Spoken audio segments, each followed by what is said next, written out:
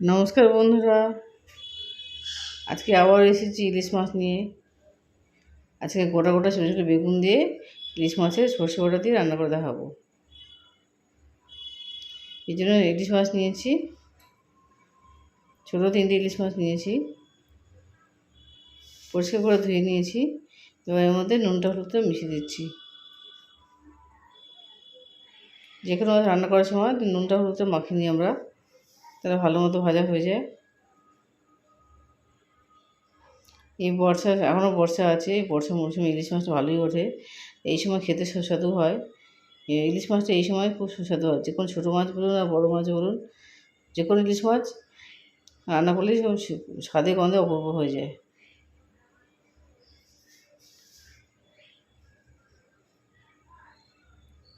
মাছের তেলটাও খেতে ভালো লাগে। এই কড়াই বসিয়ে দিয়েছি, কড়াইয়ের মধ্যে আমি তেল গরম করতে বসিয়ে দিলাম। এই মাছ রান্না করতে গেলে যা তেল দেবো তার ভাজতে গেলে আরও তেলটা বেড়ে যাবে। তো যে তেল দিয়েছি তার পরিমাণ ডবল হয়ে যাবে।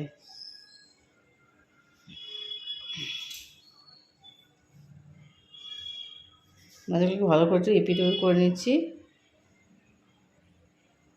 আস্তে আস্তে দেখবেন যে তেল দিয়েছি তার তেলের পরিমাণটা কতটা বেড়ে গেছে। ছোটো মাছেও তেল বেরোয়, মাছের তেল বেরোয়। অল্প অল্প করে সমস্ত মাছে আমি এভাবে ভেজে নেব।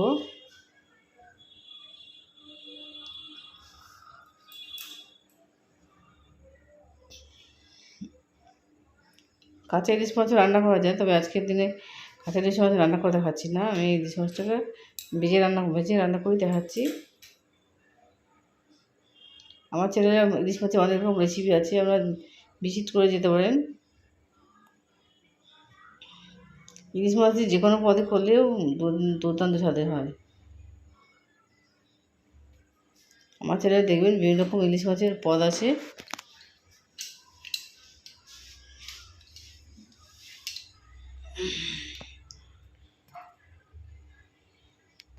কথা বলতে বলতে মাছগুলো প্রায় ভাজা হয়ে এসছে। ছোটো মাছের মাথা লেজাটাও ফেলা যায় না, ভালো মতো করে খাওয়া হয়ে যায়। ইলিশ মাছের মাথা দিয়ে যে ভর্তা করেছিলাম দেখবেন আমার চ্যানেলে আছে, দেখে যেতে পারেন। সেই ভর্তাটাও খেতে খুব সুস্বাদু হয়।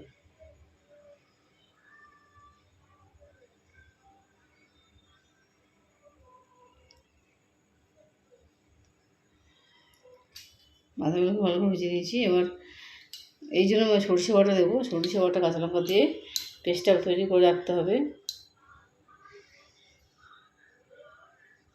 ছোটো যে বেগুন আছে, গোল বেগুন দিয়ে রান্না করব।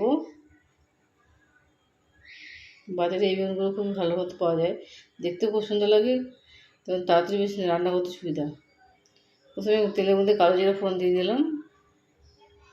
এই যে গোটা গোটা বেগুন আমি মাঝখান থেকে ফালি করে দিয়েছি, যেহেতু ভেতরে ভালো করে ভাজা হবে না, মাঝখান থেকে ফালি করে দিয়েছি। কিন্তু বেগুনগুলো দেখতেও সুন্দর, খেতে খুবই কচি। টমেটো সবসঙ্গে একসঙ্গে ভালো করে ভেজে নেবো, যাতে কাঁচাটা না থাকে, বেগুনগুলো ভালো মতো ভাজা হয়ে যায়।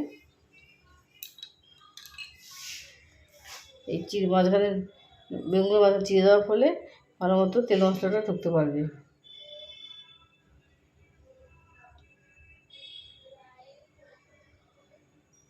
একটু টাইম নিয়ে ভাজবেন, তাড়াহুড়ো করলে বেগুনটা কাছে থেকে যেতে পারে। এরপর আমি হলুদ দিয়ে আবারও নাড়তে থাকবো।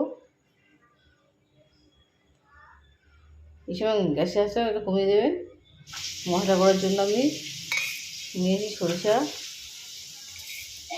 গোটা সরিষে, কালো সরিষাটা নেবেন, ঝাঁঝটা ভালো আসে। সরিষা পোস্ত দিয়ে দিচ্ছি। আপনার যতটা পরিমাণ মাছ এরকম অনুযায়ী পোস্তটা দিয়ে নেবেন। কাঁচা লঙ্কা দিলাম, কাঁচা লঙ্কা এলাম, এরকম করে ঝালটা কম হয়। অল্প কয়েকটা রসুন দিলাম, আপনারা রসুনটা ব্যবহার করতে পারেন।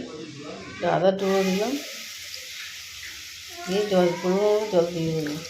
জল দিয়ে মিশিয়ে ভালো করে পেস্ট করবো।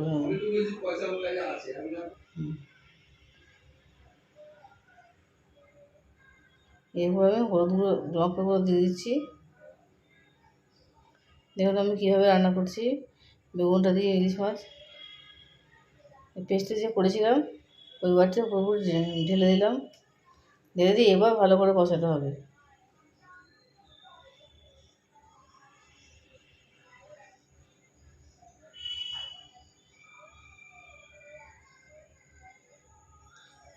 পরিমাণ মতো নুনটা দিয়ে দিলাম, দিয়ে ভালো করে কষাতে হবে যতক্ষণ না তেল ছেড়ে যায়। দেখবেন সেদিকে খেয়াল রাখবেন, যখন তেল ছেড়ে গেলে তবেই জল দিয়ে দেবেন।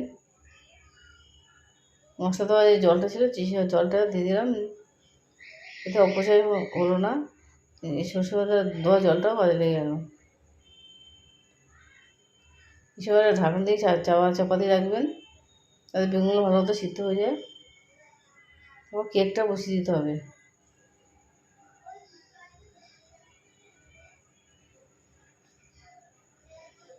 এবং বেগুনগুলো ভালো মতো ফুটে গেছে।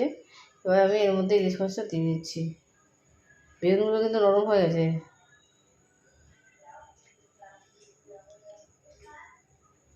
ইলিশ মাছটা আমি টুকরো টুকরো করে কেটেছিলাম, এগুলো একবার দিয়ে দিচ্ছি।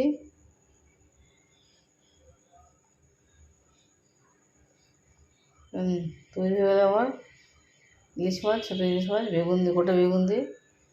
ঝাল বেশ লঙ্কাও দিয়েছিলাম, বেশ ভালো ঝাল ছিল। ইলিশ মাছের গন্ধেই একতলা ভাত খাওয়া হয়ে যাবে। যারা খান না তারা আফসোস করবেন, এত সুন্দর ইলিশ মাছ খেতে পারলেন না আপনারা।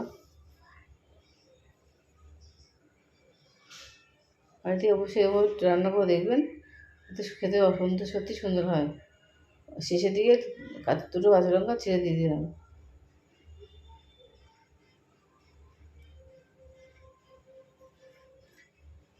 এবার মাখা হয়ে এসছে, একদম সুন্দর সুন্দর করবো না, একটু ঝোল ঝোল রেখে দেবো, পরে ঠান্ডা হলে জমে যাবে।